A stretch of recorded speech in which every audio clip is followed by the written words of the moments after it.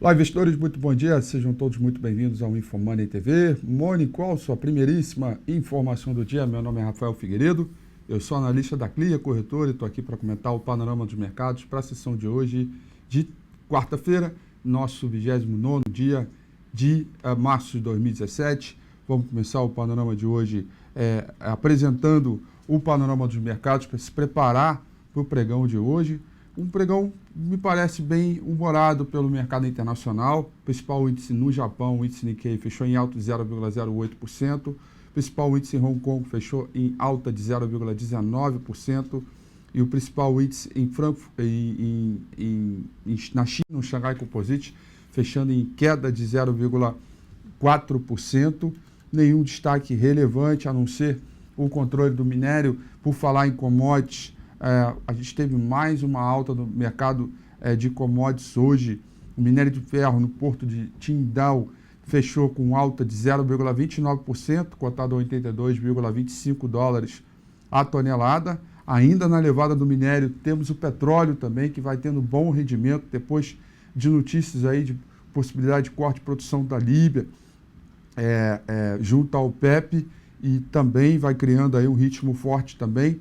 Agora, nesse momento, o petróleo do tipo Brent vai operando em alta de 0,60%, o petróleo do tipo WTI operando em alta de 0,50%. O futuro americano, S&P 500, nesse momento operando em leve alta, praticamente estável, né, de 0,01%, num pregão que no mercado internacional, apesar do bom humor vindo das commodities e também de moedas emergentes, a gente ainda apresenta alguma fraqueza em termos de direção do mercado.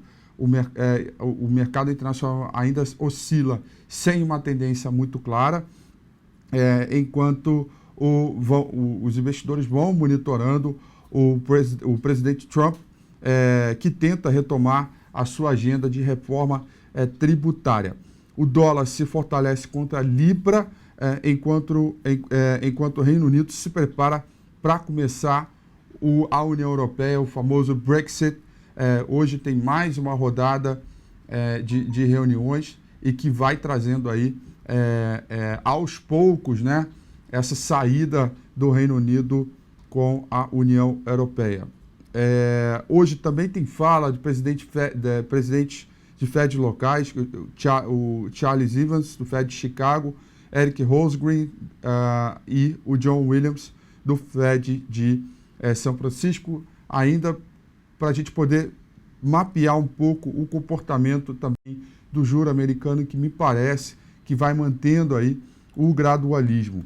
Em termos de moeda, não tem muita relevância, só o Rand que vai seguir em queda com as incertezas sobre a permanência do ministro de Finanças.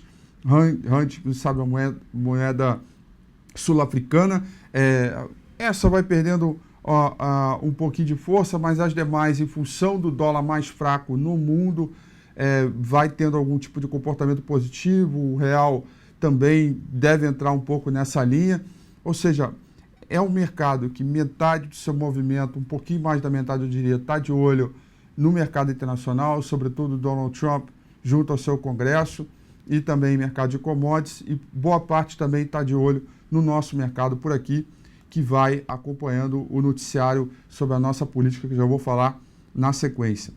Londres, nesse momento, vai operando em queda, 0,28%, um pouco dessa preocupação do Brexit. Paris vai subindo 0,01%, enquanto Frankfurt, na Alemanha, vai subindo 0,28%, ou seja, sem um consenso, sem muita força no mercado, apesar do futuro americano, como disse, vai trabalhando em alta neste momento. Vamos dar uma olhada na agenda de hoje. A agenda já é um pouquinho mais relevante se comparado com os últimos dias. É um ponto que a gente precisa observar. Nós temos primeiro, às 8 horas da manhã, um dado que já saiu, que é as solicitações de empréstimos hipotecários, né, o mortgage, que saiu aí com uma leve queda de 0,8%. É importante que esse dado venha mostrando o fôlego. Temos também do mercado brasileiro o volume total de empréstimos pendentes junto ao sistema financeiro. Esse dado é relevante para tentar identificar a inadimplência, se ela aumentou, se ela diminuiu.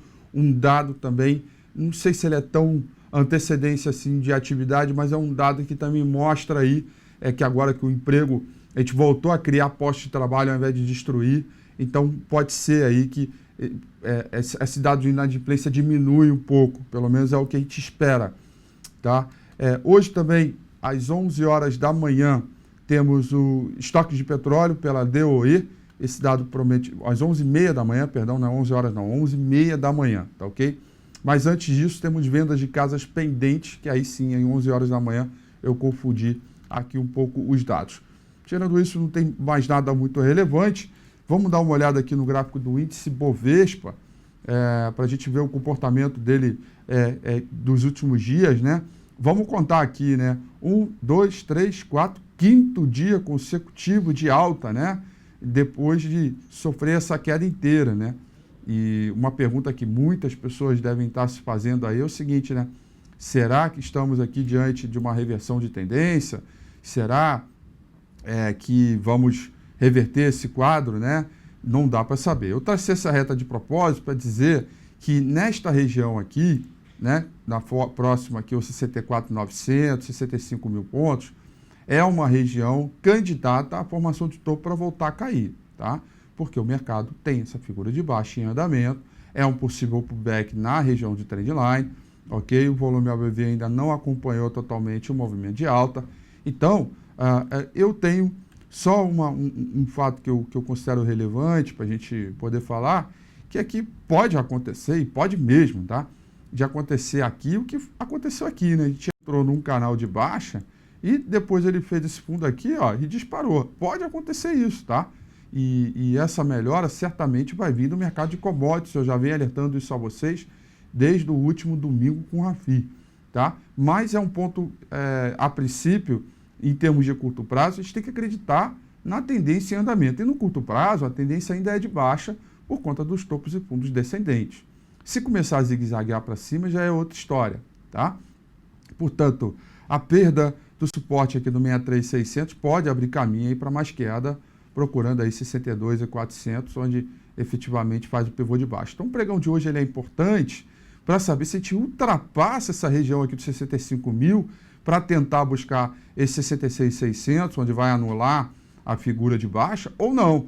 Se arma uma figura de topo aqui, uma longa sombra para cima, ou uma barra de baixa, para poder começar a chamar aí novos zigue-zagues descendentes, tá? Então, é um ponto aí que eu considero relevante para a gente acompanhar, tá bom? E ver, né, se é para a gente contrariar o mercado ou não.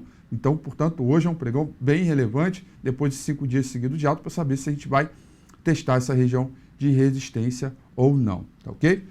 Outra informação, pessoal, importante para comentar, que além dos 10 mil contratos, né, que a gente tem para hoje, do Banco Central, que é o do swap para rolagem, começa às 11h30, termina às 11h50, a gente vai ter o governo hoje anunciando medidas para equilibrar o orçamento de 2017, que aparentemente, de acordo com noticiários, devem focar em desoneração, possivelmente sem a CID, PIS, COFINS e IOF, vão dizendo aí os jornais. É um ponto relevante para a gente olhar, parece aí que tem um contingenciamento por volta de 8 bilhões de reais. Então, é uma notícia que ela, enfim, o governo, a intenção aqui é ele fazer a parte dele para tentar sempre equilibrar as contas de modo que, no longo prazo, a relação da dívida, do rombo, né, versus o PIB fique cada vez menor, porque é isso que retoma a responsabilidade fiscal, como consequência, os investimentos.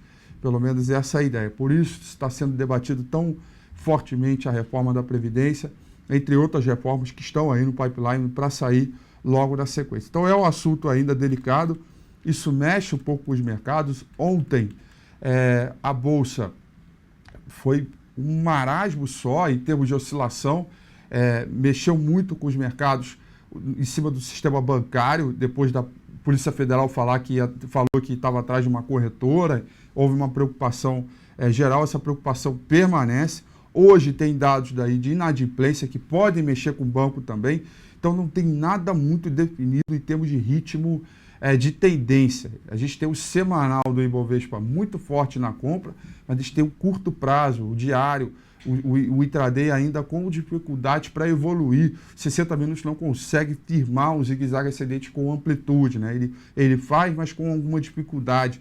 Então está nítido que falta fluxo no mercado e, portanto, as operações de day trade, tão pouco ali de swing trade, ou melhor de tudo, sobretudo de swing trade, estão difíceis de ser realizadas nesse momento. Eu sigo fraco com recomendações de swing, apenas focado no day trade, no sentido de tentar buscar ali a melhor oportunidade em relação ao fluxo, que ainda não voltou com força total. Tá ok? Então são essas informações que eu tinha para passar para vocês. No mais, eu desejo a vocês aí um excelente dia, uma excelente quarta-feira, bons negócios. Espero na sala de análise da Clear Corretora para a gente acompanhar e medir essas oportunidades ao longo do dia. Um grande abraço e até amanhã. Tchau!